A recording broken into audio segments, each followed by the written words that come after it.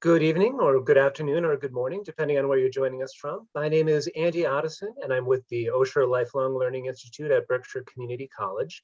We're a membership organization of over 1,400 bright, engaged adults aged 50 and better in the Berkshires of Western Massachusetts and beyond.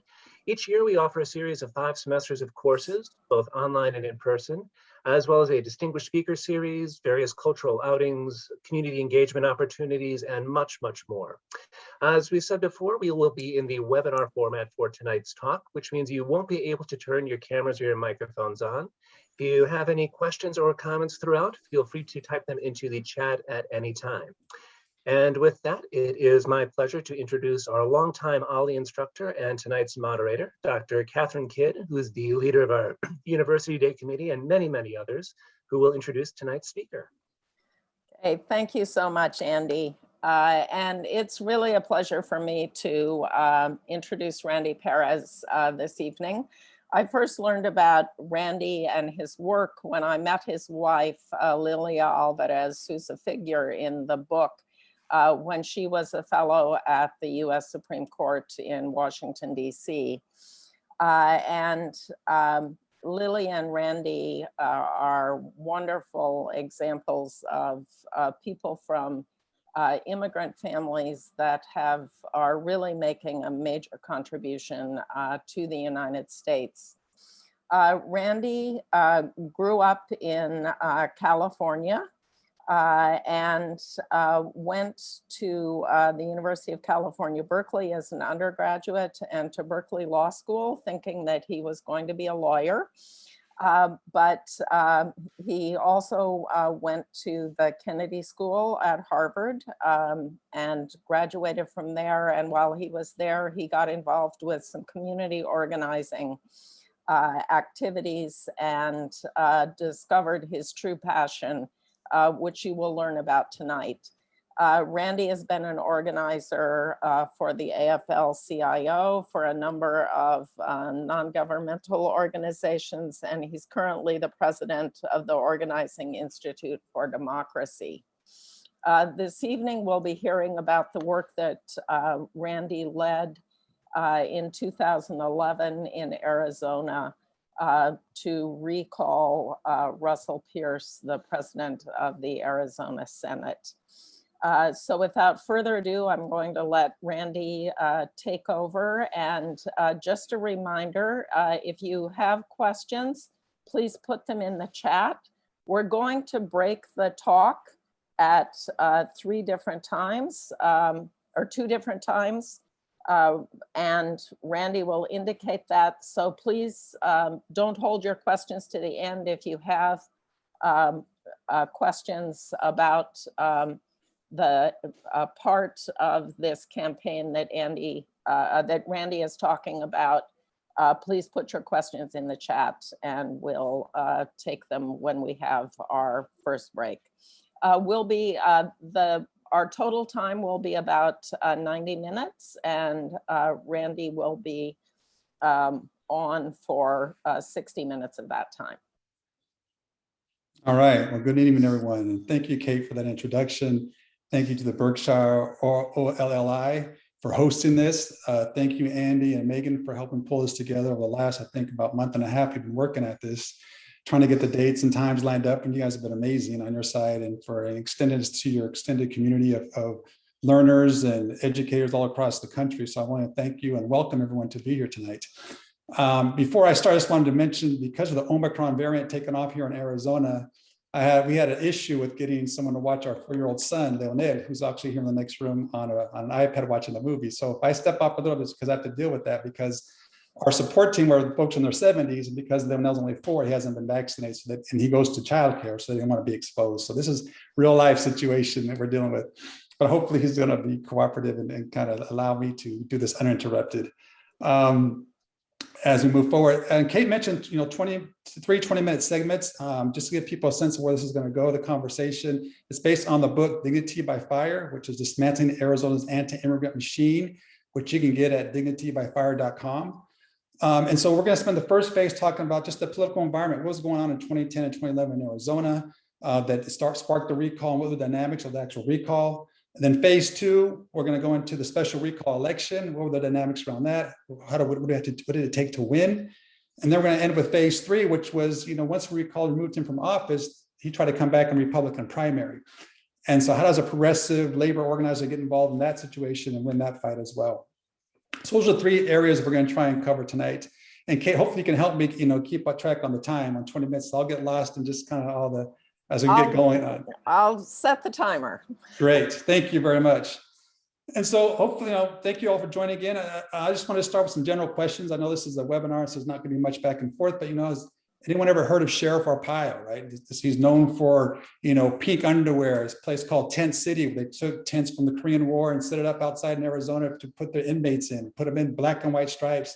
He was known as a self-proclaimed toughest sheriff in America. And then he started doing worksite raids targeting immigrants in 2007, 2008, leading up to 2010. And really, dramatizing, just really putting our whole community on alert that these folks were being targeted because they were brown. But Sheriff Arpaio, everyone heard about him, but most folks didn't know about a guy named Russell Pearce. Russell Pearce was someone who had worked with Sheriff Arpaio in the past as a deputy sheriff. At one point was shot by an undocumented immigrant, grew up in the LDS, the Church of Latter-day Saints, a Mormon community in Mesa, which is a city founded by Mormons. And so he developed these type of racist attitudes early on when he was a child and growing up in Mesa, because he never went away and took his mission as other Mormons do. So I say all that because Russell Pearce, while Arpaio was doing his worksite raids and doing other things, Russell Pearce was in the legislature, first as a state rep and then as a state senator, to start passing legislation to support and give Sheriff Arpaio the legal framework to do these raids, right? Which we knew were targeted at the Latino community. To force people to deport, to separate families and leave children without the breadwinner, without the mother and the father. So it was a horrible time. And so Russell Pearce, was at the core of authoring the bill called SB 1070, Senate Bill 1070, which a lot of people may have heard of in 2010. And then Governor Brewer actually signed that. And that triggered a huge uproar in Arizona, right? The progressive community started to do protests, civil disobedience, candle light vigils at the Capitol, calls for a national boycott, which cost Arizona millions and millions of dollars. But at the end of the game, by the fall of 2010, when there was an election, nothing really changed. All that progressive action and activity didn't really change the situation, because Russell Pearce and Governor Brewer not only got reelected, but within a week of being reelected as a state senator, Russell Pearce was then elevated to the position of Senate president. And for me, the way I found out about that, because when all the 1070 things were going on, I actually ran for U.S. Senate against John McCain, didn't make it out of the primary. I was doing some other organizing, but I was kind of like this rebel without a cause, a consultant without clients, right? Unemployed by kind of choice, looking for my next fight. I was watching Sunday Square Off, which is a local version of Meet the Press. And I just kind of saw Russell Pearce on the show. And I'm like, why is he on the show? Everyone knew he's gonna get reelected. He's a senator from a very safe red district. And then I see underneath that, it said, newly elected Senate president. And I refer to this term as a threshold of injustice, right? I believe every single one of us has a threshold for injustice. The moment or point when something happens, you experience something that shakes you at your core and causes you to say something like not under my watch, right? And that happened in an instant for me. Like, how am I gonna, it's one thing for him to be a state senator for Mesa, but to be the state Senate president, representing 6 million people, my Senate president, that just kind of unleashed all this energy and frustration and just determination that we could not wait him out, right? So in that instant, I immediately went to the table and started thinking, what could we, this guy, we cannot, he's so radical, so racist, so extreme, we can sit him out for 2 years. And so the only thing that came to my head was recall, right? But as an organizer, you can't just go out and just do a recall for the sake of doing a recall. So I started doing the research right there at the table. I started looking at online, looking at, recall provisions, the numbers, the figures, and I figured out that Arizona was one of only 19 states that in their constitution gave citizens the right to recall their elected officials, right? So then I started doing looking at what does it take to recall somebody? And of course, I'm familiar with the VAN, the Voter Action Network, voter list, households, right? So I looked at LD 18, where he was from, Legislative District 18. And within a very short period of time, I found out that one, we needed 7,000. We needed a percentage of the turnout from the last election, which turned out to 7,756 signatures to trigger a recall, right? And what that means in Arizona is that they're not removed from office. It's just a recall the governor has to call a special election, and then that person can then run again, right? So the recall in itself doesn't take care of the problem. It just puts you back in play, forces them to run again, right?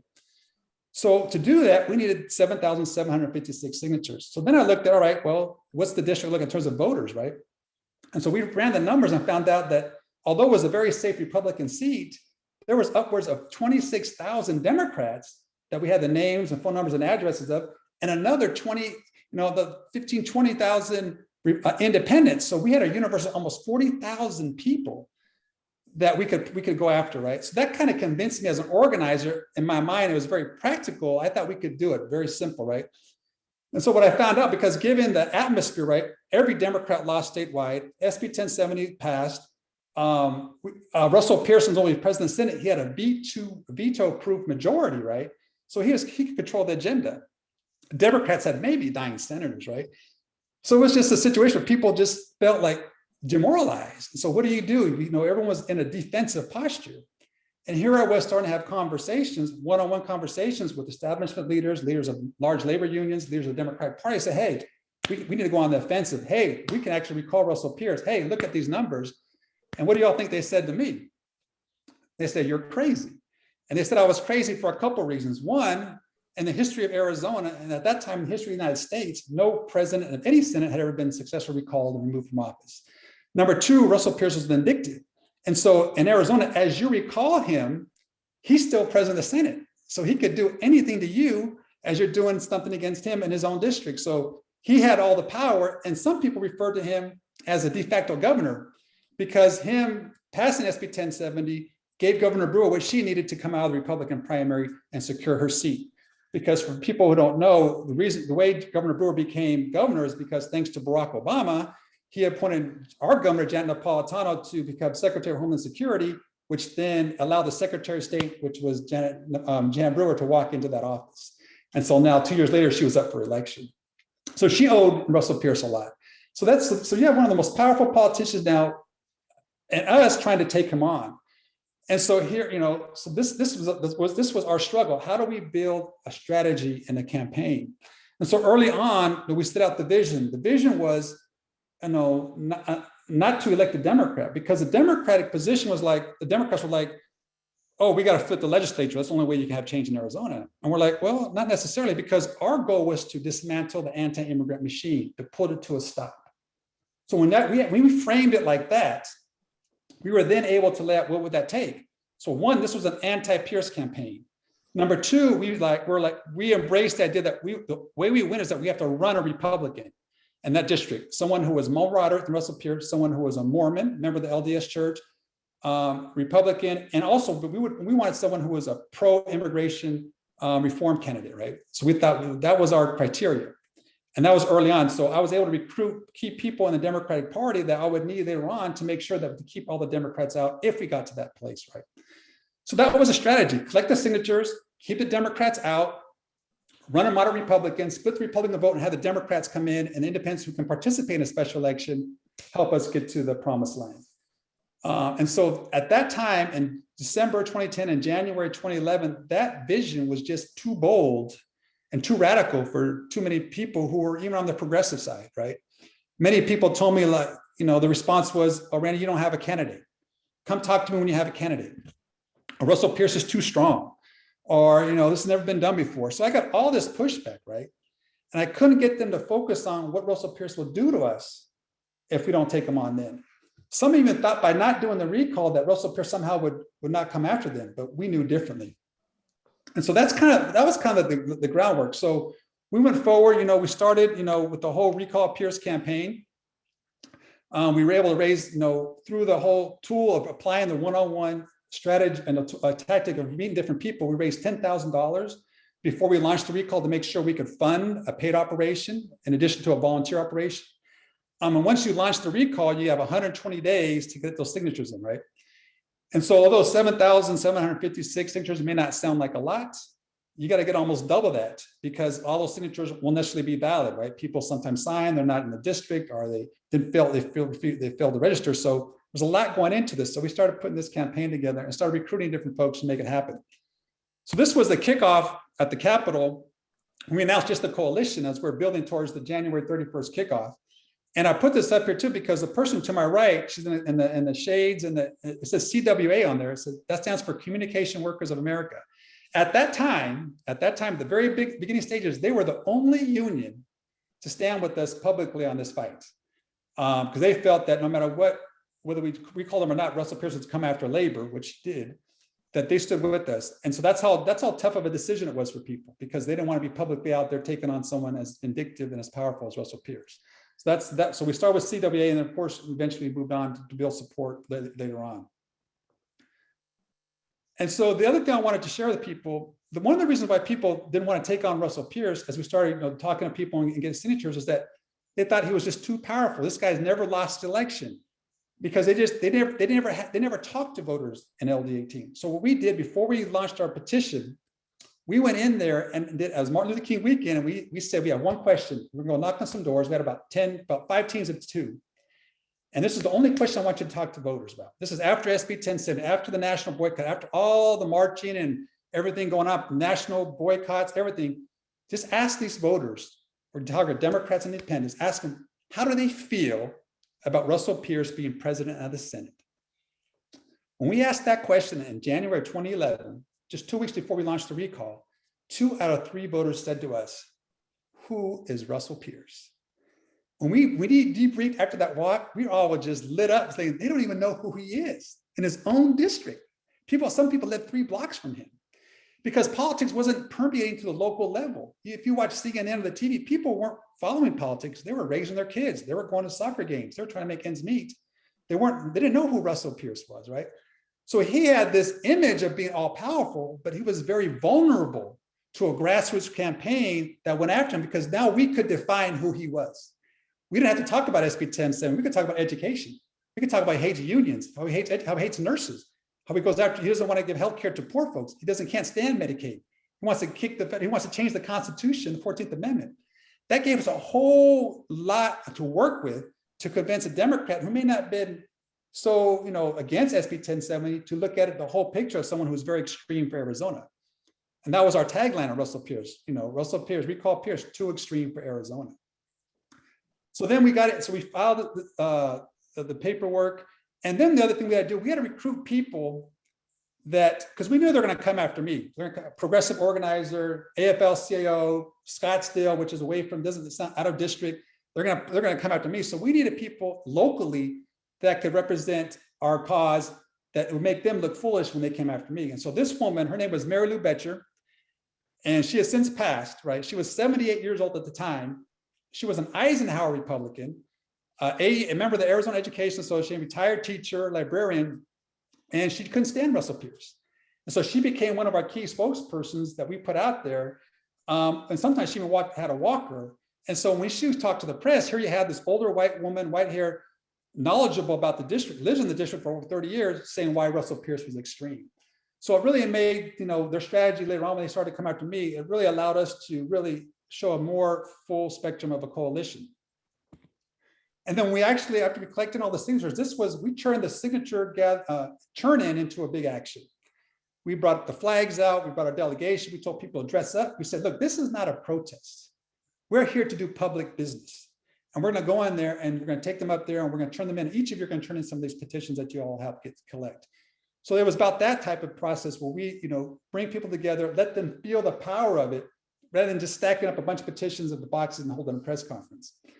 For us, it's all about how do you create an action so people start to rethink differently about what it means to get involved. And so I guess a couple of stories as we're going through. How am I doing on time, Kate, in this first part? 5 minutes. Okay. Some of the stories from the field, right? We would knock on doors and we had to check ourselves because we also had our own prejudices. So we go to a door, sometimes people are in their tank tops, had a motorcycle up front, a flag there, tattoos on their arm. We go, oh, that must be a Russell Pearce supporter. And we found out some of those folks, couldn't stand Russell Pearce because they had a child with special needs and they're trying to kick him off Medicaid. Or there was something else that they knew about Russell Pearce that we didn't really understand. So it was about checking our own prejudices and having a conversation with people. Sometimes we knocked on the door and people would tackle us because they're so excited to sign the recall. And then for folks thought the Republicans wouldn't sign it because we didn't target the Republican households. Because we had people in front of the library, almost 10% of our signatures were from Republicans. So 10% of Republicans in that district on their own volition, without us even reaching out to them, came to the library, which is out of their way, to sign the recall petition on Pearce. So which went to show that, right now we're seeing a lot of factions in the Democratic Party. The Republican Party as well, at any given moment, your adversary always has a bunch of factions. And so the goal is when you have this type of strategy, how do you use those factions and exploit them to your benefit? So that was another big thing that we kind of realized. The other thing was just the fact, when you go into a district that's such a safe red seat, we realized that these Democrats, a lot of Latinos and other people of color, had never been spoken to ever, because they were never part of the equation for the Democratic Party. So we registered people sometimes in their 70s or 80s even, who had never voted it before, never been talked to before. So none of this stuff had broken through. And now here we were having a conversation with them in their living rooms, right? About why it's important to register to vote, why it's important to sign this recall petition. So we could register them and sign them at the same meeting. So that was another powerful dynamic reminder of people that this whole thing about social media and Facebook and YouTube and the TV ads does not connect, right? You got to get back to talking to people, knocking on the doors, showing them face to face, telling them how much you need them. You need them to get involved, right? Not that you want them or can you do this? No, you got to create that urgency, right? That this is something that's important. And we can't do this without your support. So hold on one second. I think I connected this real quick. Okay, it's a quick malfunction. So that was part of the field program that we really was fascinated by, in terms of just the different levels of the lack of the conversation, but just how important that it was to really have that face time with people. And then just on this particular date, this is the turn-in date, we turned them in. Not only did we turn in over 7,756 signatures, we actually turned in over 18,000, right? We turned in more signatures on this day than Russell Pearce got votes in his last election in 2010. So we really want to send a loud, powerful message that this was going to be a fight. So this also gives you a share. This is the press conference we had at the Secretary of State's office. And just to give you some, this was all intentional, right? What's the images we want to put out there? So you had our chairman, Chad Snow, who was a Mormon, also a Republican and a business owner, who was also pro-immigration reform and couldn't stand what they were doing to immigrant families, and also a workers' comp attorney who owned his own firm, being our chairman of the statewide, flanked by Mary Lou Betcher, right? And then flanked by children, right? And it was also our decision to make most of the people we put out front, to make them white, right? Because what they were going to do to us is try to be, it's a bunch of brown people, a bunch of these immigrants, or a bunch of these Latinos who are, upset at me. They were going to do that. They're going to play that card. So we had to put white folks up front. Say, no, Russell Pearce, you're extreme for these reasons, and we're going to hold you accountable. So this is all an intentional staging for the press conference to make sure that that we wouldn't fall into like, Hispanic groups are taking out Russell Pearce. We want it to be much broader. The other thing I want to point out here, the guy on the far right, in the dark suit to your right, and to Chad Snow's left, his name is Domingo Garcia. And in April, and what I want to just remind people quickly, when you take on these types of challenges, right, you never know who's going to come out to support you. So as we're trying to raise money and do everything else to get our signatures, I get an email in April, about a month before we have to turn them in, and my PayPal account for a sum of $25,000, a donation of $25,000. So I'm like, who is this? And it said, it didn't come through. There's some technical problem. So I followed up on the email and found out Domingo Garcia, who's a personal injury attorney in Dallas, Texas, who had been following the work in Arizona, made a $25,000 donation to make sure we got the signatures. And he said, Randy, we've been watching you guys' work. We know what happens in Arizona doesn't stay in Arizona. It has a ripple effect. It's gonna be a copycat effect. So we want to help you get those signatures.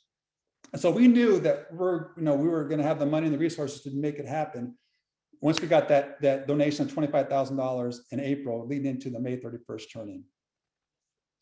So those are some of the main things that happened in the first phase of the campaign, which was about setting the right strategy, right? And so what I want to just focus before Kate cuts the time is that the first part is really being clear. It's like, what is the change you want to see happen? And for us, immediately it was recalling Russell Pearce with 7,756 signatures by May 31st. Once you define that issue and frame it that way, you then can mobilize the resources to make it happen. Because it's very clear, you can then measure what you're doing. And then you can get people to be motivated. Because I had people collecting signatures who said, hey, we know we don't have a chance in hell, but it sure felt good bringing in 15 signatures to recall Russell Pearce.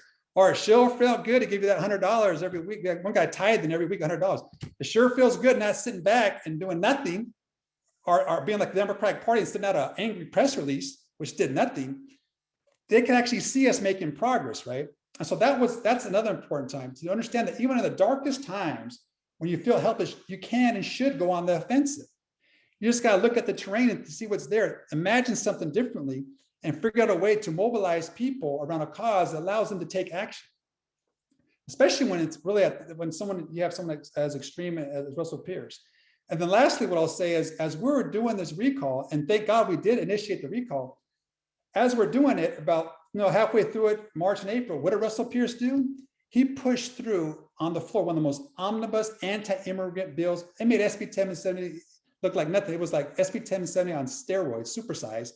It targeted schools, they had to report all the places. It targeted hospitals, housing, mixed families. It was like the word, anywhere there was an undocumented immigrant, they were going to find them, just out them and deport them.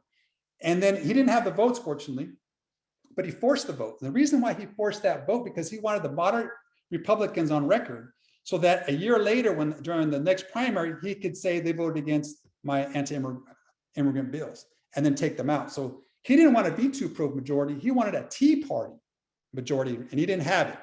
So you and I both know that no Senate president puts things on the floor if they don't have the votes, but he knew it, but he wanted it on record. So that's what we're up against, right? Had we failed, he was going to keep following through and start eliminating these moderate Republicans who helped stop that anti-immigrant omnibus bill. So I think with that, Kate, it's a good time to stop in terms of all the different dynamics that were in play. And I'll kind of like see if there's any questions or comments from folks. Okay, thank you. And for those of you who haven't read the book, I can tell you that the book is just as exciting as the way Randy describes what they were setting up. We have a couple of questions about recall generally. It seems like there's at least one person in the audience who's not a fan of Senator Sinema. And so one of the questions is in Arizona, can you recall your senator? Good question. I just had someone text me today about recalling her. No, you cannot. Federal elected officials are exempted from the recall provision. But just to piggyback real quick, when you look at the history of Arizona, the recall provision was so strong in the framers of the Constitution that the president of the United States at the time forced them to take that out because they wanted to recall judges. And so to get into the union, Arizona took that out. And once they got into the union the next year, they put it back in. That's how committed they were to making sure you can recall your elected officials. Okay, thank you.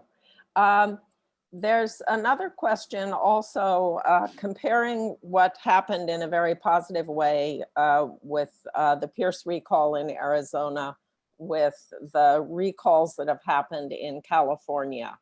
And are there differences in the recall provisions in California and in Arizona? And is this a strategy that you think could be used in other states? I'm not sure. I know there was a recall that just failed with Newsom. I know there was a recall that's successful with Schwarzenegger, which is a whole different type of challenge when you're dealing with a multi-million-dollar movie star with worldwide name ID, right? So it's hard to compare, but I do think that the provision has been one of the most underutilized strategies on the books that, we didn't raise millions of dollars to do this. Unlike what happened in Wisconsin, right? Back in the same time, unions put in like $30–40 million and lost. This was really a grassroots effort. It was one of those situations, Kate, where the institutions that are supposed to take care of the Russell Pearces failed. The businesses failed. The Democratic Party failed. Other elected officials failed. So it was on citizens had to intervene and say, this is too much. And because of that, we're able to, actually change the course of Arizona's history because of the work that we did as citizens.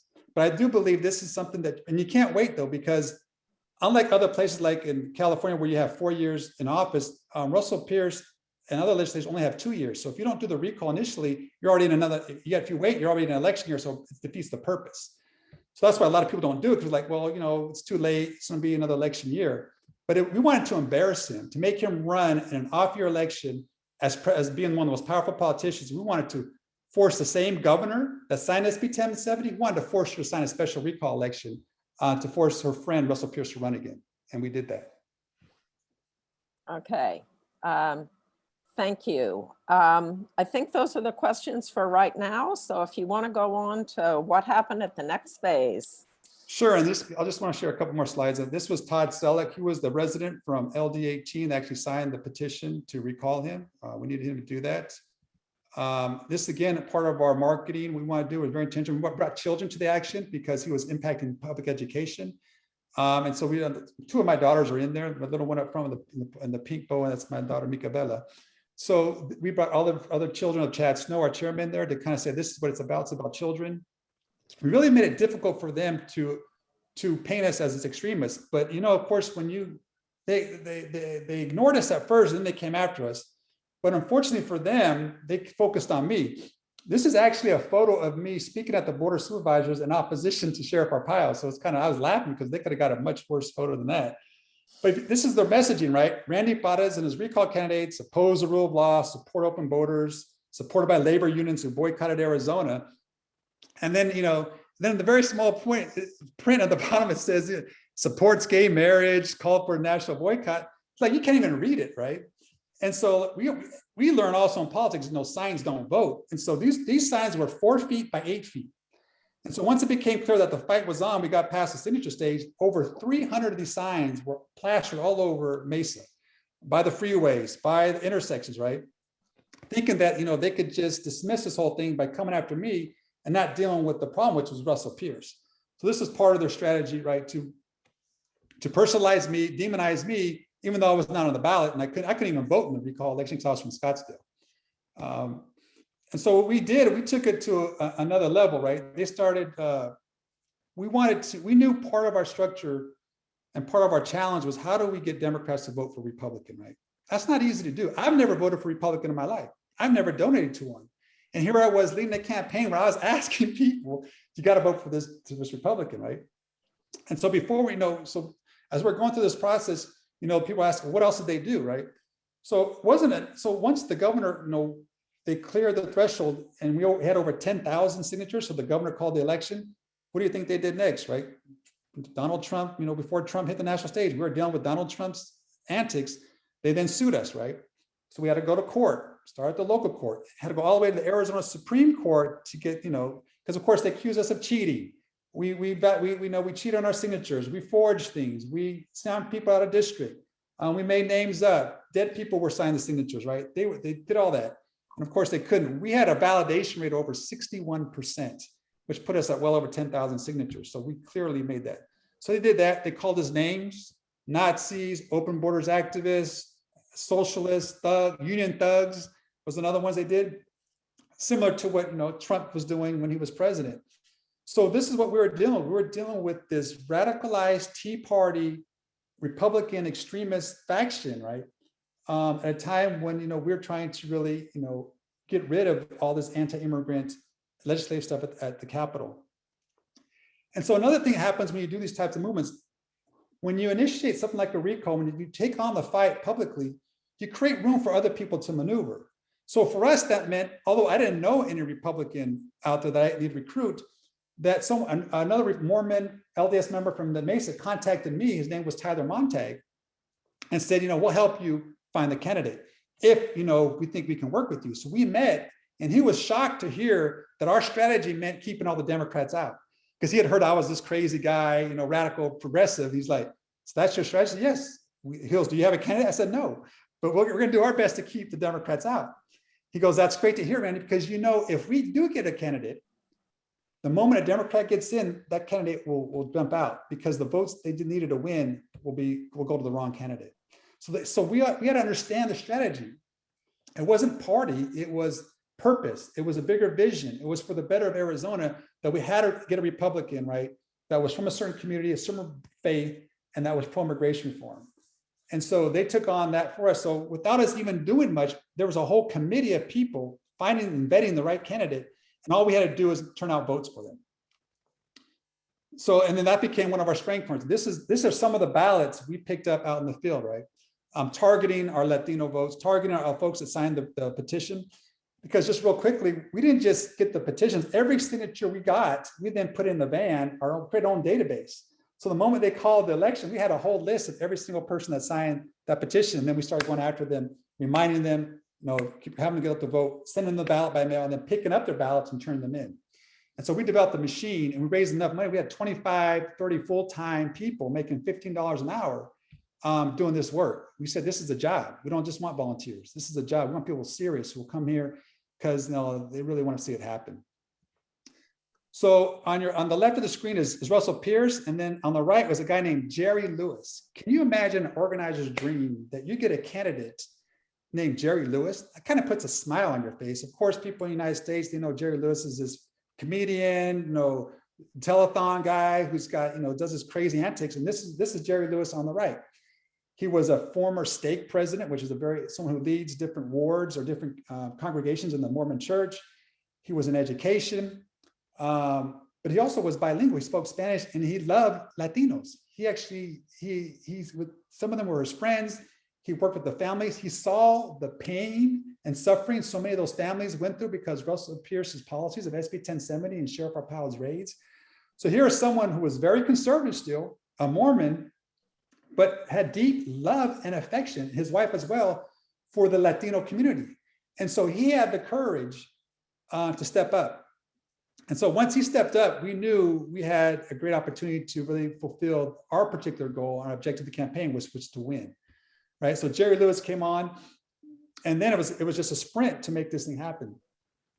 The other thing I want to share, people, is that I can't impress upon you the amount of hate and the difficult situation we're up against, right? There were death threats aimed at me, aimed at Chad Snow. The day after Jerry Lewis announced his candidacy, he was jogging and a truck came by and threw a locket at him that thankfully only hit him in the abdomen. And he had a fanny pack that blocked the blow, but he had his whole thighs were bruised from a truck driving by throwing a big weight at him because of his desire to get into this race. So I just can't underestimate enough. This recall tore families apart. We went to homes where they had a Russell Pearce sign and a Jerry Lewis sign in. We went to homes where the wife and the father were voting for different candidates. So it kind of broke the church up a little bit. And even today, people are still don't want to talk about what happened in their communities because of the recall, because of how some friends, were forced to go up against each other. But we knew there was a greater good and a greater cause. The other thing that happened with the recall is that as we got closer to the election, Promise Arizona in Action, Latino immigration reform organizations started coalescing the other Latino reform organizations, the Youth in Action, Latino groups, and other folks to really put together a campaign. And so they came in the last 60 days of the campaign to really target the Latino community, which was, anywhere from 5,000 to 5,000 voters, right, households. And they really focused on that and started talking to people, telling them why it's important, registering people, letting them know that they can actually go on the offensive and take out someone as extreme as Russell Pearce. So again, that wasn't even possible, but because we had done the work and now we're in this election, we made it hard for those folks who initially didn't want to get involved. Now we flipped it on them. Now the unions wanted to get involved. Now these other organizations want to get involved because this is the place to be. How can you sit on the sidelines now that there's a special election? You got a candidate willing to take on Russell Pearce. So we forced their hand. And so it was this interesting way that the coalition came together because I wanted this coalition on the front side, but it came in stages, right? So we had a different coalition up front to get us there, primarily of older retirees and Democrats who were helping us get the signatures. And as it came on later on, we started folding in Latinos, other progressive groups, unions started coming on because now they saw the promise of it, right? So that's another thing I just want to stress right now in terms of as you're doing this, you really, we need people to take on some of these bold fights, because just because someone may not be with you in the initial phase, they can join later on. You just got to be willing to, keep providing opportunities for people to come on, to embrace the vision and embrace the challenge, then help you build the power to win. And of course, as we're going through this, it didn't happen without drama. There was one particular instance where one of the Democrats who had lost to Russell Pearce in the previous election, they'll start seeing that this campaign was getting notoriety, statewide, national. I was getting calls from different countries about this campaign, that this person wanted to get in the race as a Democrat. And so the reason I mentioned that, because I alone couldn't keep him out. But because I had built a coalition, and one of them was a guy named Ken Chapman, who was the Maricopa County Democratic Executive Director, I built a relationship with him and brought him in early on. He endorsed the strategy back in November. By the time we got to this stage where another Democrat wanted to run, I could turn to him and say, Ken, can you take care of this? Can you put out this fire? And he was able to. Another guy named Paul Castaneda from CWA, they were able to contact this guy and say, hey, you gotta stand down. There'll be another opportunity when there's redistricting comes up, you can run again. So because of those allies we had who were embedded in certain key institutions, they were able to step up and keep bad things from happening. Because had this person gotten the race, more likely would have lost and Russell Pearce would have won. And that's what would have happened. So we got past that drama, right? And then we got to another phase where Russell Pearce's closest allies, the actual Tea Party president of Mesa, went out and recruited a Latina candidate to run. Her name was Olivia Cortez. She was in the same ward, right? A ward's about a group of about 150 people that worship together in the neighborhood in the LDS church. And her name was Olivia Cortez. Their strategy was to put a Latina on the ballot to then confuse Latinos to vote for her to divide the anti-Pearce vote so they could win. And so that got exposed. We took them to court. Even the judge ruled that they had, that this person was as a sham candidate. And so again, this was their tactics they used to try to protect Russell Pearce. So it became clear early on that someone who thought himself invincible, was almost this Wizard of Oz moment, right? Where he's now very vulnerable, so vulnerable that he's trying to put candidates on the ballot in a district that he used to own at a time when he said he was 16-0, right? And now he's resorting to these types of tactics, right? Calling us names, taking us to court, running sham candidates, right? And to give you a sense of our ground campaign and the Promise in Arizona and Action campaign is that on election day, because we had to shut down this thing because she was getting traction early on. So of course we launched a whole, vote for Olivia Cortez, the Vote for Pearce campaign. So on election day, Olivia Cortez got less than 1 vote per precinct because that's how good our ground campaign was in talking to voters and messaging to them. So she got a total of maybe 200 votes, but on election day itself, she got 15 votes, right, out of over like 50 precincts. So again, that was the power of our ability to do grassroots organizing, the power of our conversation, the power of reaching out to people, right? We had young high school Latinas and Latinos driving 30 minutes from Phoenix to go and walk and knock on doors to knock and drag voters out, right? It was this very transformational experience, right? Because people had been accustomed to losing, right? We had lost English only. We had lost the civil rights, affirmative action. We had lost all the E-Verify. A ban on Dreamers for in-state tuition. It's just been one loss after another. And finally, we're closing in on a victory. So people can see what that felt like. So this is a photo from election night. Not only did we won by double digits, which is called a landslide in politics. These are some of the folks celebrating that night. On the left of the screen is a woman named Celia Rambula, who was our oldest canvasser on the team, who used to work with Cesar Chavez. She was 72 or 73 at the time. And this is Jackie Adams, who has since passed, who's an African-American, who was part of our team, who came in part from the Democratic Party to really help make it happen. To give you a sense of the breadth of this coalition.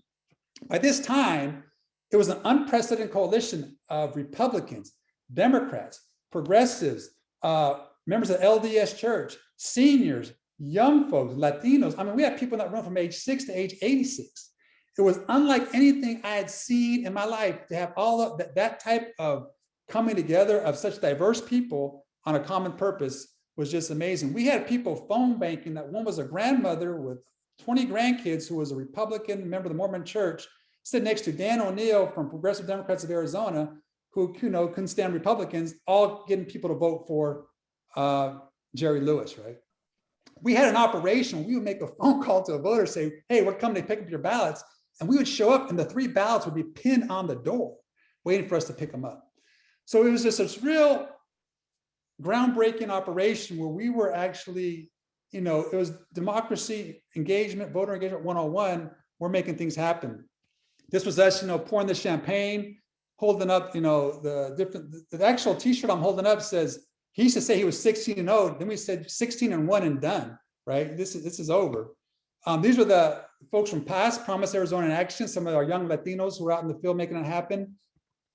This is when your opposition art becomes liberation art, as they started writing things on the sign, you know, about celebrating. You have my sign, you have Jerry Lewis's sign, then you have Latinos. It's such a broad coalition of people making things happen. And this is the image that, you know, money can't, I mean, there's not enough money that you could get for this image. This is election night. Russell Pearce in front of his house with Sheriff Arpaio having to accept the fact that he just lost his very first election. This is someone, you know, sitting there. Look at Russell, look at Arpaio's lips, right? He's so tight-lipped. It's like, it's beautiful, right? There he was.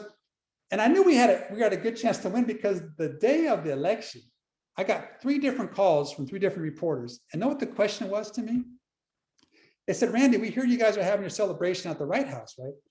Do you know where Russell Pearce's victory party is?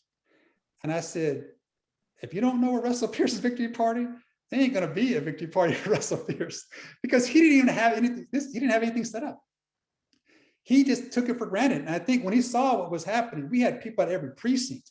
We had people rolling out. We had people dragging people out of their homes at 10 to 7 before the polls closed. He didn't know what had hit him. He had ignored us for far too long. He had done too much to really, you know, called us too many names, dismissed us, disrespected us. And we were also dismissed by the press. I want to share this one quick story before Kate probably pauses me. Mind you, we were in front of the Capitol. This was shortly after I got in the reports that we had, 2 weeks after we submitted the signatures, that we had surpassed the threshold, right? They called me and said, hey, Randy, you guys just surpassed 8,000. And we only needed 7,756. So we hold a press event in the Capitol and we tell the press this. And know what they said to me? It had never been done in the history of Arizona, right? We had just recalled somebody. They said, you don't have a candidate. Who's your candidate? And so they didn't care about how we won or what was going on. And I looked at them, I said, look, I don't really care if the candidate's Mickey Mouse, Donald Duck, whoever, they're gonna start with over 10,000 votes. That's where we're taking this campaign. And so again, it was this lack of respect, lack of context, uninteresting because they assumed all these things. They assumed Russell Pearce was too foul. They assumed we were the extremists. They assumed we were the crazy ones. And I always thought in my mind, I'm not the crazy one. Russell Pearce is the crazy one. So that's the challenges, and my son Leonel's right here, but that's the challenges we had to do. Just listen to me while we're talking. When it came to, you know, the recall election, and then on election night, I guess how much more time I have, Kate, for this break? You have 2 more minutes. Okay. I want to talk for a moment. Yes. Okay, give me 1 second, okay? Okay, I'll be right there. I just want to describe, when I walked into that room that night, I had just had a call from Ken. I just called Ken Chapman, and he had told me that we were winning. What's that? Okay, just wait 1 second, okay? All right, just hold on. And so what we did, I just wanted people to explain that that's what we felt there was euphoric. It was like that term joy rising that Oprah Winfrey talked about. When people, you have this feeling that you're almost, you know, I felt like I was floating in there, right? People were hugging and crying and feeling it. And then because you have that experience, people are transformed. People start shouting out, now let's go after Sheriff Arpaio, right? Which people thought that he was so powerful that we couldn't take after him. It transforms people's idea of what's possible. Okay, I'll give you to this shortly. All right, just hold on there now. Okay, let me just hold you. Let me finish. Just hold on. You can watch these people. So it gives you a sense of what's possible. And so I think that's why this whole thing is so powerful, that without taking those types of risks and those sacrifices, you know, big types of changes, you know, would never happen. And so I'm thankful for the folks that stepped up. I'm thankful for the folks that donated their time and money. But it's just amazing what happens when you have a compelling vision that's able to make some huge changes. I want to put Snug in a bag and Synonymous. Okay, go down there and bring them back to me. Go get them. Okay, bring them to me. Thank you. Bring them to me. I'll help you. All right, thank you guys for your patience. So with that, I'll pause and take some questions. Okay. Thank you for your patience. We have quite a few questions. So as you know from earlier, we do have some people from Arizona on. Yes. Maureen, I don't know your last name, but she pointed out there's Proposition 208, which has to do with funding public education in Arizona. And says that the door knocking is absolutely critical and that they've got that on the ballot for November. So how do you see the future of these kinds of grassroots movements in Arizona? I think it's essential. I think this is promising, is that we have to learn from these campaigns. There's a whole industry of consultants who tell you about, you got to put money on the mail, you got to be on TV. I mean, people don't even watch TV anymore. They watch all these other shows, and then sometimes they don't even listen to the ads, right? And they downplay and minimize grassroots door knocking because they can't make money off that. If you're a consultant, you make no money on a grassroots campaign, nothing, because the money goes to the canvasser. The money goes to that.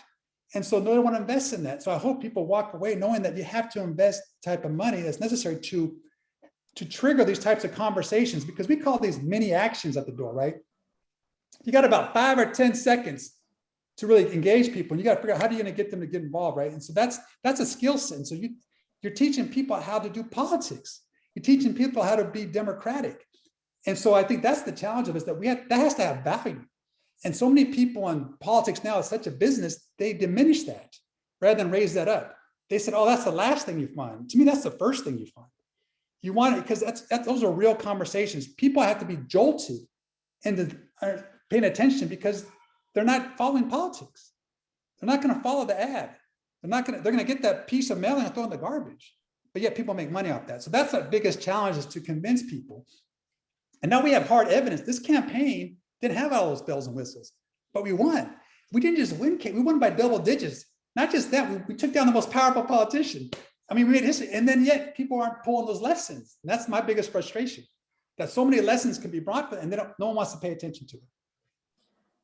Okay, that leads me to the next question, which is, how do you think this strategy could work on a wider scale? How would you scale this kind of strategy up? I think it's a great question. I think it's relatively simple. It's basically, once the elections are over in November, it's using November, December to identify targets, right? Who do we want to pick on? Who do we want to personalize, who hold accountable for this particular issue? And then you take them out. It's that simple. And then you send a message.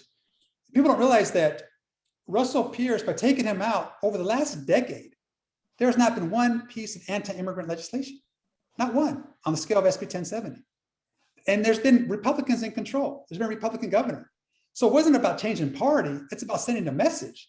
There's got to be consequences. So I think the recall should be part of a strategy. Just like you go into a primary or general, you have to, you got to pick your fights. And I think there's a couple of crazies in Arizona that you could take out with another moderate Republican. But you have to be open to that. But see, the Democratic Party can't do that politics because they're about electing Democrats. Republicans don't want to deal with that because they're just about electing Republicans. The businesses want to just stay out. So it takes a citizens initiative, right? That's why it's so hard. It doesn't happen very often. No one came to me and said, hey, Randy, I want you to do this historic recall Russell Pearce. There's no one, that didn't happen. There was no organization that did that. It was me deciding we needed to do something. And because of my skill set, I was able to apply it in a way that brought people together that we could actually win. So that's why it doesn't happen that frequently, Kate, because there's no institutional support for it. Okay, so we need to build some institutional support, and there are some people putting in the chat, how do we get this going in other places? There's also a comment here from Fountain Hills, Arizona. It says, Sheriff Arpaio has announced that he's going to be running for mayor of Fountain Hills. Any thoughts on that? Yeah, I think, I'm sorry about that. Hold on one second. I think he's going to lose again. He's embarrassed. He's an embarrassment right now. He's almost senile too. And he's a bit desperate. So I think that's what's going to happen in Fountain Hills. He's, hold on one second, you guys. Let me just handle my study. Right here. Oh, that was already finished. Okay, let me try something else then. Give me 1 second, you guys. Let me just, On a longer one. That was super short. let's try this one. Just 1 second, I apologize. Oh, we sold it. Well, Leonel, just work with me a little bit. We're almost there. Almost there. Just give me 1 second. Thank you all for your patience.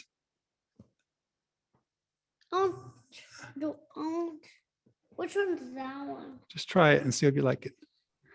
All right, so yeah, I think So he's, Sheriff Arpaio in Fountain Hills. yeah, he's lost a lot of support. I think he's done with his own party. He can't even win primaries his own party. So it's just a joke. He can't, he's seen now he's lost his wife. He's by himself. He's just caught up in his head. So I don't think that's much to worry about. Okay, there are things that people were worried about for you. When you're running a campaign like this and there are threats of violence, threats of death, how do you deal with that? I try to laugh it off, but at the same time, privately, I went to the police and I showed them the letter, I showed them different things. And then the police turned, I did that. And the next day I get a call from Fox News, say, we're running a story about your death threat. Do you want to comment? So it's still like, you don't even know, you can't even keep it private. So I try to do the best I could to be in a position to let the authorities know. But at the same time, I just called a bluff. I'm like, here I am, because I wasn't gonna stop. And I didn't take it, I try to laugh it off, which, I don't think Lily appreciated, but I just say, hey, I ain't got time to focus on that, because it could paralyze you, right? You start seeing things, because there's all sorts of places where you're vulnerable, right? Because I don't carry a gun. And Domingo Garcia, who was our big donor from Texas, he started saying, hey, Randy, I can overnight you a gun. Do you want one? I was like, no, that's okay. I don't need a gun. I just don't want to carry one. Because this is people can do that in Arizona. So I deal with it just by staying true to it, focus on what I need to do, and not paying much attention to it. But it can shake some people up. I know Chad got some death threats, and that he wasn't interested in getting too involved later on after it was over, because he'd get calls at his law office all the time from people making stupid threats. Okay, I'm going to ask one more question here now. There are a lot more questions, but I think we'll hold those to the end, because we've got the last part that you want to deal with. But you've distinguished between the issue, the party, and the candidate. So how do you find the balance, or how did you find the balance to do something that was sort of thinking outside the box in the Mesa campaign? Yeah, it was a combination of, again, that personal feeling, a sense of just injustice, like this, not under my watch, like, could this happen, but also doing the research, figuring it out, and figuring out that, I did, there's a couple other one-on-ones I did just so people would know, is that when people kept telling me, Orlando, you don't have a candidate, privately, I went to, there was only one Democrat in the city of Mesa who was on the city council. And I met with him, his name was Dennis Kavanaugh. I said, Dennis, I need to find, for my own sanity, I need to find at least a Republican that we want to run if we do this. This is before we even filed. And I found a woman, I called her name was Beth Coons. She was from a prominent Mormon Republican family. And I said, look, Beth, I don't know you, but Dennis Kavanaugh gave me your name. We're about to launch a recall. And I will not share this conversation on Facebook. I will deny we ever had this conversation. I just need to know, Ms. Coons, I hear you're not a fan of Russell Pearce. No, I'm not. If we're successful, Ms. Coons, would you be a candidate to run against Russell Pearce? She said, if not me, I will help you find somebody. And that was the end of our conversation. That was early on. So yes, I had this big, bold vision, but also I had some pieces that I knew were going to happen. That there would be people, that there was a faction that didn't like Russell Pearce. We had some people that willing to give some money to help get him out. I had volunteers who wanted to come in and do it. So things were coming together that made this actually achievable if someone took the time to figure it out or just find out, right? A lot of the folks were just so, I don't want to use the word arrogant, but they're so dismissive, right? Because one, it wasn't their idea, or two, is too far outside the experience, and three, like, it's like that whole frog in a boiling pot of water, right? Mentality. You put a frog in a boiling pot of water, boom, the legs will just, they'll jump out immediately. But you put them in a cold pot of water, and over time, gradually turn up the heat. By the time it starts to bubble, the legs are paralyzed, can't move, even though it's bubbling around them, right? I came from California, I had a fresher set of eyes. I was like, this stuff can't just sit well. Other people who've been here longer are like, hey, well, it's coming on before, we'll deal with it. We'll wait for the next election, right? Just that, it was that mentality, it's learned behavior. And so what we had to do is create some urgency, right? This is a crisis, right? And then put together a strategy that people could at least wrap their head around that wanted to. because there's a lot of no se puede people on the progressive side at that time. Okay, Randy, thank you. I think you've given people a few first steps that if they're in a situation where they have somebody in office that might need to be recalled, you've given some good suggestions to get Yes. started. Yeah, those conversations have to start immediately after the election. Yeah, so where do we go from here? Well, I want to share one story. Jerry Lewis and I never met during the election. That was by design. He was a Republican candidate. I was the leftist, progressive guy, doing the recall. But on election night, after the news came in, I went to the Republican Party celebration. It was the first time I'd ever been to one of these, right? I'd never been to a place where it's all Republicans are celebrating, right? So I get there, and of course, in the backyard, it's dark. All the big cable, the news outlets' cameras are there with the satellite TVs, right? It's a big news story. The big screen's there. They're doing interviews. And so I walk in there, and it's almost like a Twilight Zone experience because people recognize me because of the signs, because of all the things, but I don't know who these folks are, right? So I'm walking through, and finally, I see Jerry talking to somebody. Again, we had never met. And so I tap him on the shoulder, and he turns around, and as I stick out my hand, he just throws his arms around me and pulls me close and just hugs me, right? And thanks me. And it was just a really special moment, right? He said, no, without you, Randy, this night wouldn't have happened. And of course, I had the same thing back then. So thank you, Jerry, for having the courage to run, right? And so we met that night. It was a very special moment, but I could just feel his sense of sincerity, right? He was a good man. And obviously, we might disagree on 90%, but he loved immigrants as I did. And he loved Latinos as I did. So that was enough of an overlap, right, to bring those walls down to allow us to share in that moment. And the very next day, to show how powerful, because Jerry's first vote didn't happen when he became a legislator in January. It happened the next day because he was called down to the legislature. And they had a caucus of Republican senators, right? Remember, in Arizona, the recall is immediate. The guy's gone. And Jerry's already in, he becomes a senator. He's not a senator-elect. He's a senator that night. So the next day, he, as a senator now, LD18, he walks into the room of his other Republican candidates, 21 people in the room to elect the next Senate president because Russell Pearce is gone. And from the stories he told me, he was mother effed by his colleagues, saying, you are a rhino, Republican name only. They cursed at him, they yelled at him, they scolded him. You don't do this to each other. You don't do that. Who do you think you are? And Jerry Lewis, because he had so much integrity, he sat there and listened and stayed quiet. And then there's two people that are running for Senate president. One is Andy Biggs, who you may know of, who was part of that January 6th insurrection. He was one of them who ran for state Senate. And the other guy was named Steve Pearce, no relation to Russell Pearce.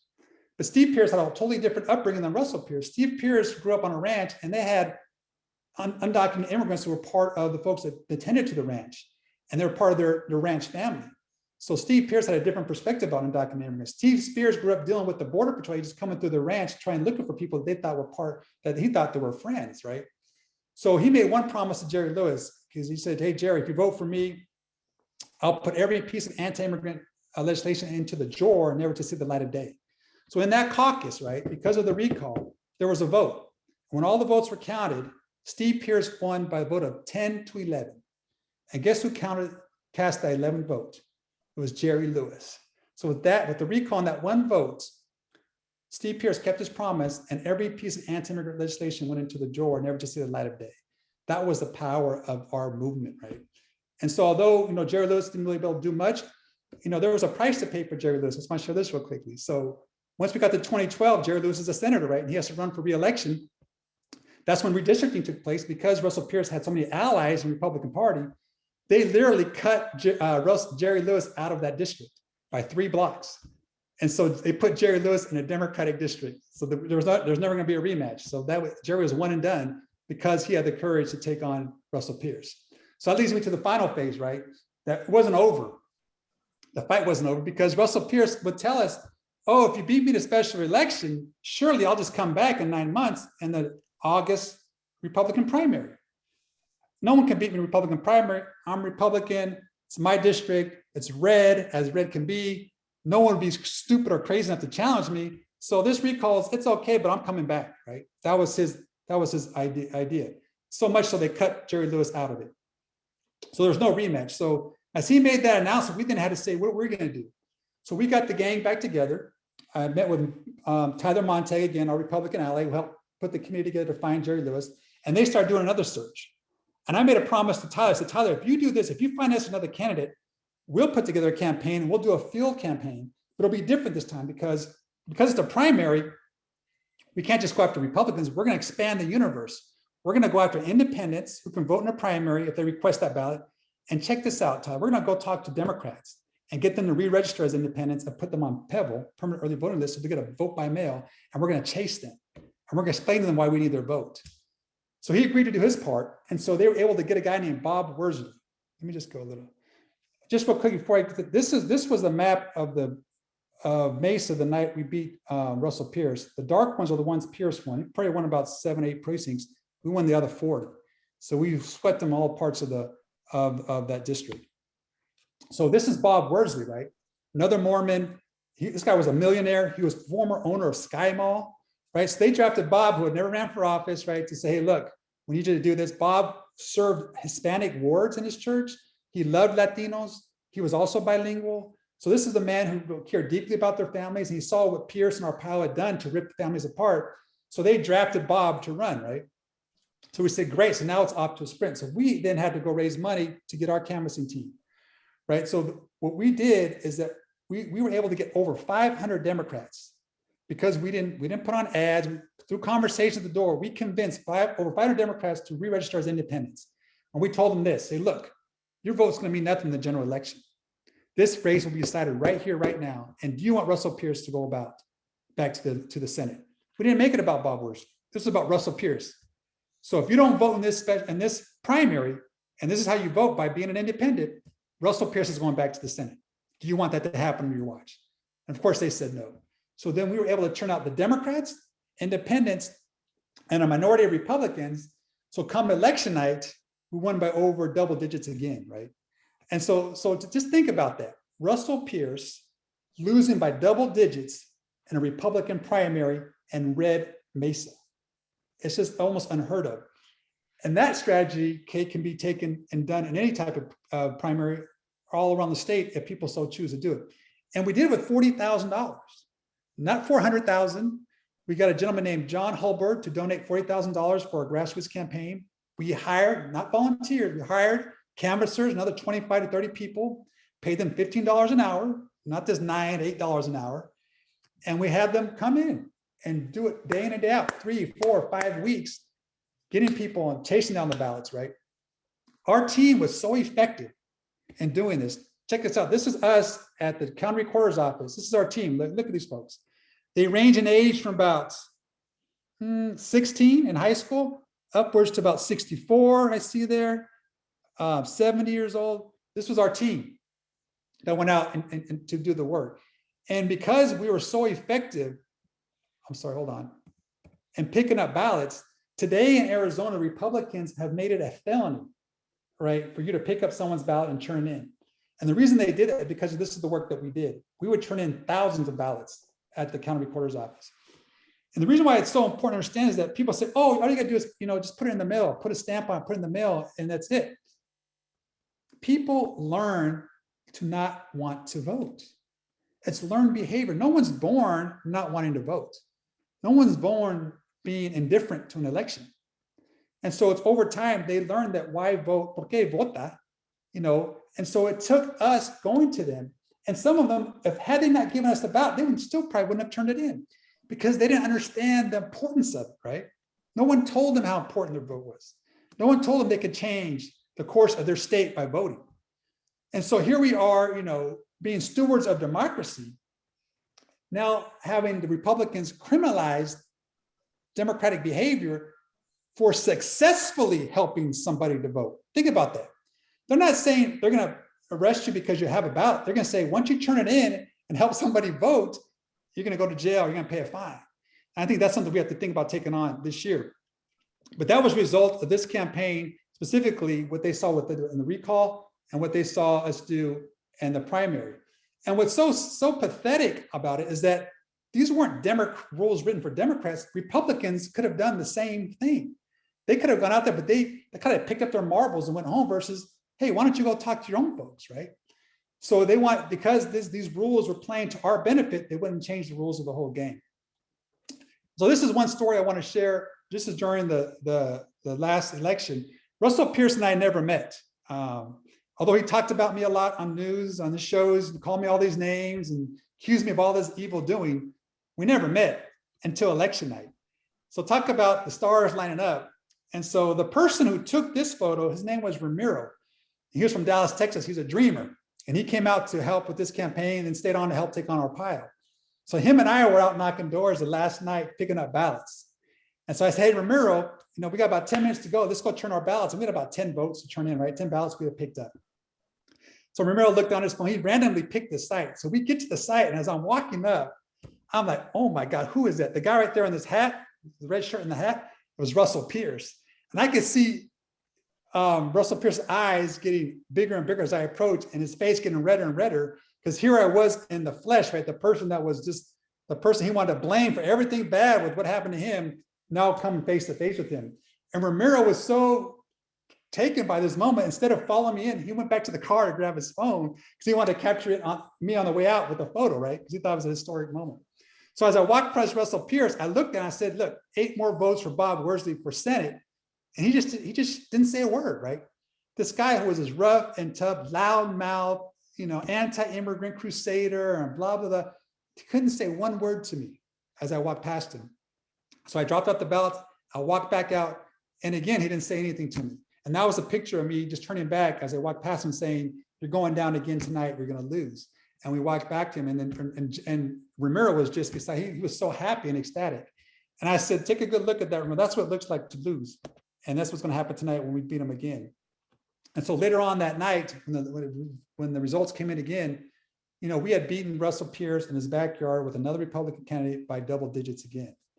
And so I want to share these numbers. I haven't shared a lot of numbers tonight, but this is something that I want people to look at. Look at the 2011 recall election.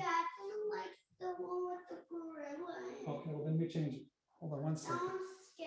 Okay, hold on one second, you guys. And thank you for your patience. Let me do this, Leonard. Let me do this for you. Just do one of those Dora ones.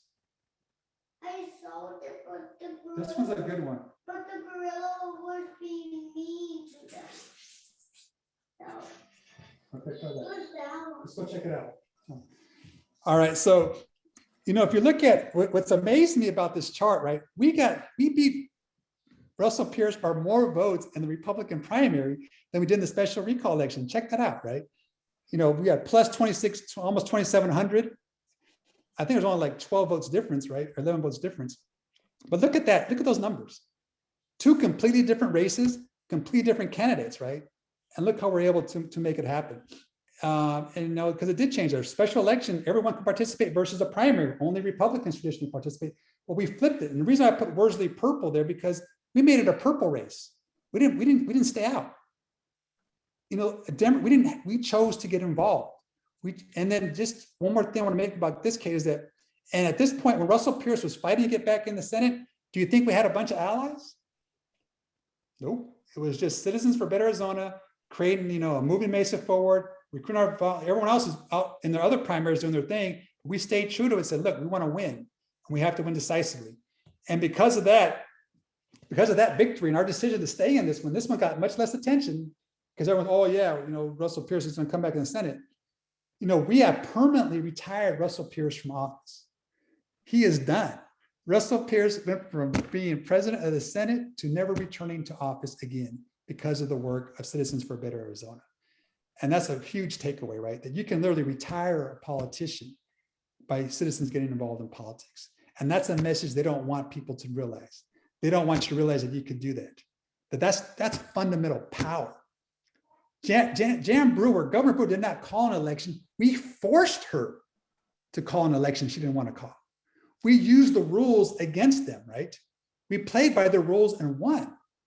No one thought about doing that because the vision was too limited. So just think about the power of that, right? The power of the vision, the power of citizens, right? To move from SB 1070 to nothing, from being ground zero to anti-immigrant fights and frustration to zero tolerance because of the recall. zero tolerance. Because Bob Worsley, the moment Bob Worsley walked in there, he told Andy Biggs, who eventually became president of the Senate, he said, Andy, if you do any anti-immigrant, or one Republican talking to another, if you do any anti-immigrant bills, I will be a Tasmanian devil. I'll be your worst enemy.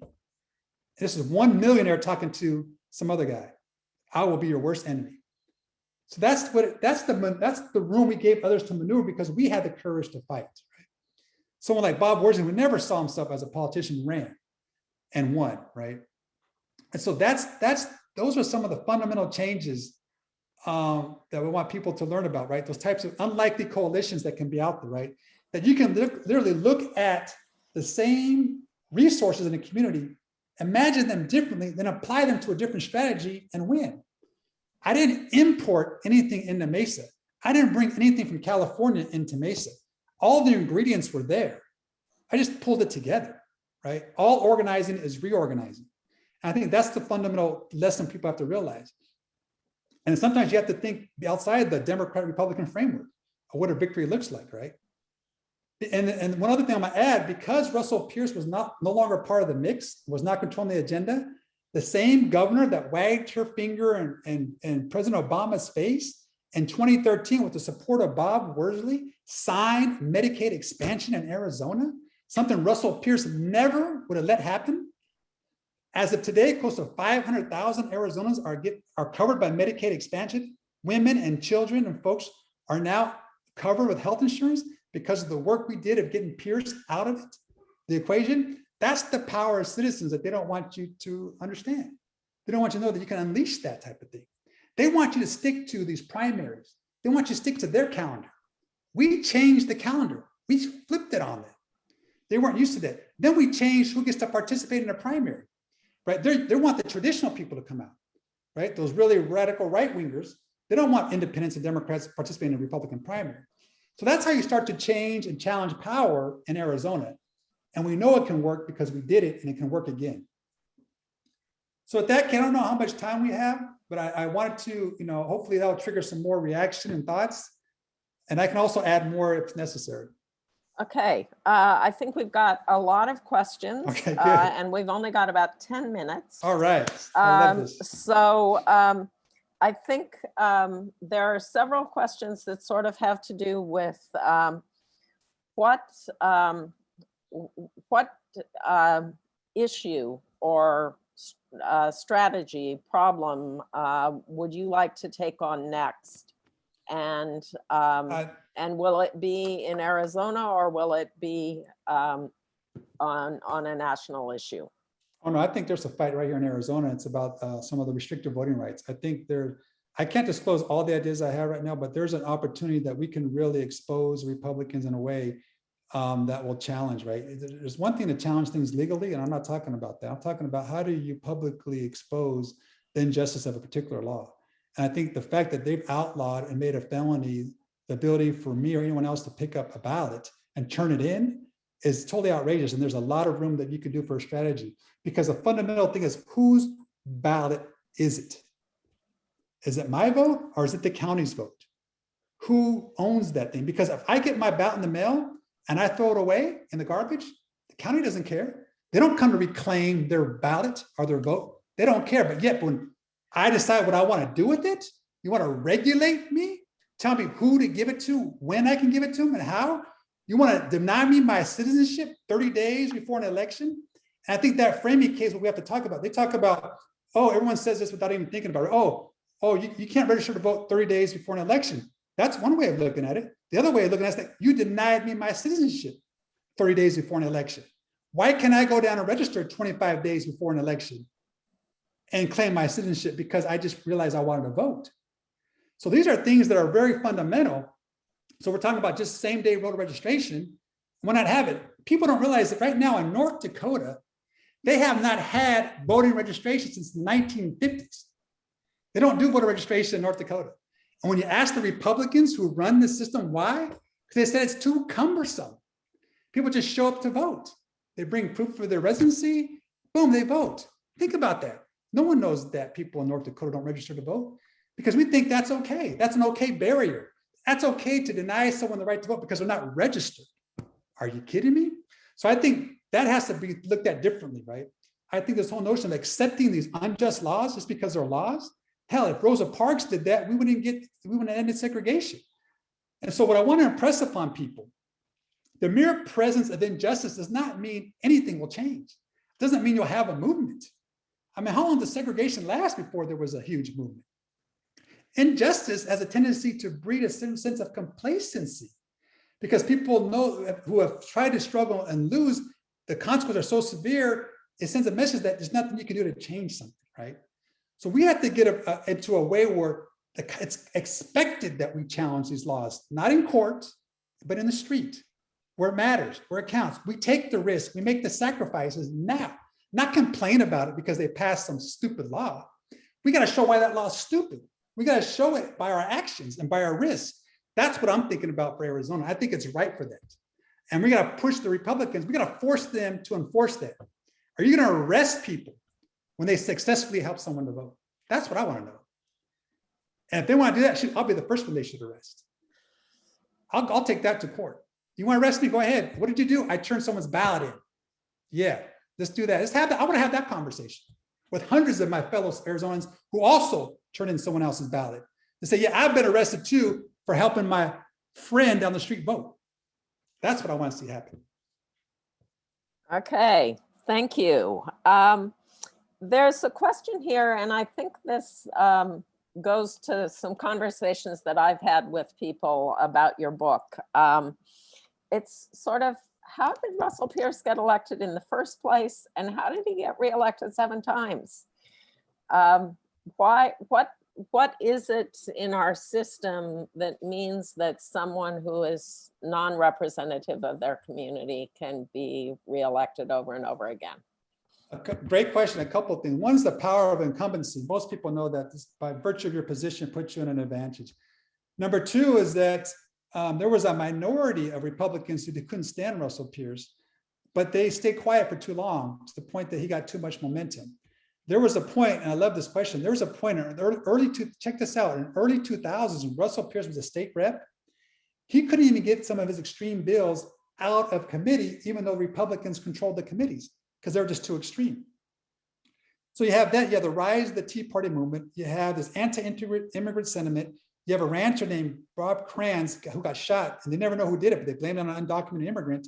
All of a sudden it culminated, right, with Arpaio doing his raids, and they started to learn in Arizona, meaning the right, that hey, it's plays pretty well to be anti-immigrant. Even Democrats started saying, hey, SB 10 doesn't sound that bad, right? What's that about? Even though, pretty much, create this unreasonable, this reasonable suspicious standard where law enforcement can now stop people just because they thought they're reasonably suspicious, right? So that's kind of what happens, right? Incumbency, a lack of a very primary system that rewards those who are most extreme.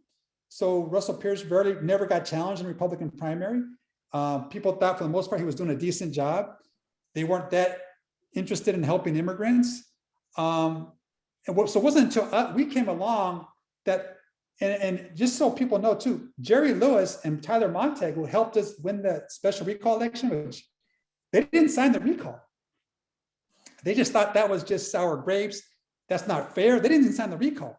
But once we got to the election, they're like, oh man, you gotta get involved now, right? So you can transform people's thinking of what's fair and what's not fair, because we thought what Russell Pearce was doing was unfair. So that's how someone like Russell Pearce stays in power. He gets support of the party. He created a national stage. Other legislators from around the country in 2010 were coming to Arizona, and Russell Pearce would give them tours of the Capitol and hold press conference about why SB 1070 needs to happen all over the country. So it's hard to take someone like that out. He built his power up over time, and no one wanted to challenge him. That's how he did it. Okay, thank you. I have 2 questions that are sort of related. One is, do you have some thoughts about whether some of the organizations like Swing Left, Move On, Justice Democrats, whether those are organizations that are trying some of these more innovative approaches, or do you think there are other people to look to that are creating energy and transformative ideas as you did in Arizona? Yeah, I think, folks, different organizations are experimenting with different ideas. They each have their own particular framework, right? So I think it attracts certain people to it. I guess, I don't find it frustrating. I just find it a little disheartening that a strategy that actually worked against one of the most polarizing and powerful politicians has not been replicated in Arizona. I mean, at a very small dollar amount, right? So that's part of what I hope to do in my next position of leadership I undertake, that I can actually start to do that and show people this is something that we can do now. Because sometimes so many of these strategies, they revolve around the traditional election calendar, right? Versus creating your own calendar and picking fights of your own choosing rather than following the traditional route. So that's all I'll say to that. That's just kind of, I applaud all those other organizations, what they're doing. They're pursuing their passion. They're doing what they feel is right. And I wish them well, but I don't follow all of them closely enough to kind of give a critique or to say whether they should do anything differently. I think change happens in different formats and different time periods of time in different places. Okay. And so for all of you who are on this, if you want to go to chat, Andy's current organization is called Organizing for America. There's a website, so put it into your Google search bar and check out Organizing for America if you want to follow the kinds of campaigns that Andy is going to be running in the near future. Now, Randy, I know that you and Lilia lived in Washington, D.C. for a few years. One of our people on the call is a DC resident and is working on statehood. And she says, thank you, you're inspiring. But do you have any ideas or strategies for those of us that you might share for people in Washington, DC who are disenfranchised voters? Yeah, that's a great question. And I think people have been at it. I guess for me as an organizer, I'll start with the question like, well, how bad do you want it? Like, how bad do you want statehood, right? And that'll kind of trigger your mind, like, what are you willing to risk for statehood, right? Who can you gauge? Because I think, because DC has a huge African-American population, if that population decided collectively they want statehood and they show that they're going to fight for it, like on a level they haven't seen before, I mean, you could really play a racial dynamic with this predominantly all-white Senate, all these other folks who say, hey, you want to deny me the right to vote, the right to representation? It's fundamental to our Constitution. I think there's a lot you can play with there, and you're on the right side of the fight, but you got to create the crisis. You got to create crisis. You have to make it so that because right now the strategies have allowed these senators to ignore it, right? And sometimes it's a frontal assault, at least what I've observed. It's a frontal assault at the Capitol. And the thing about taking on the Capitol, it can absorb a lot of tension and conflict and not really get you where you want to go. So I would actually, where other places could you hold the fight in such a way that it brings things to a halt? Because this is a fundamental fight. And I think you get a lot of support around the country when you frame it about, these are the fundamental things. And but the people got to see you consistently coming out that this is going to be relentless, that we're not stopping until we get this particular thing. Because you got a bunch of people from all over the country who don't really care about DC in particular, who have the power to make that decision, right? So now it's about how do you force that hand? So I don't know if you take the fight to the airport, you take the fight to there's places where there's points where you could pressure and bring it to a halt. You have a president who's somewhat sympathetic to it now. You could really call the question. You have an African-American caucus that could really, on a national level, the Clyburn and all this constituency who kind of gave Joe Biden that pathway to victory. This is a time to call the question on statehood. My God, if there was ever a time, this is now. And also given the 50-50 deadlock, this is a time that we need 2 more senators. If there's ever a time that you could make this case, this is it. This really is. Okay, so our Barbara from DC, go to Organizing for America, put some questions into Randy and see if you can work with him to develop a strategy on DC.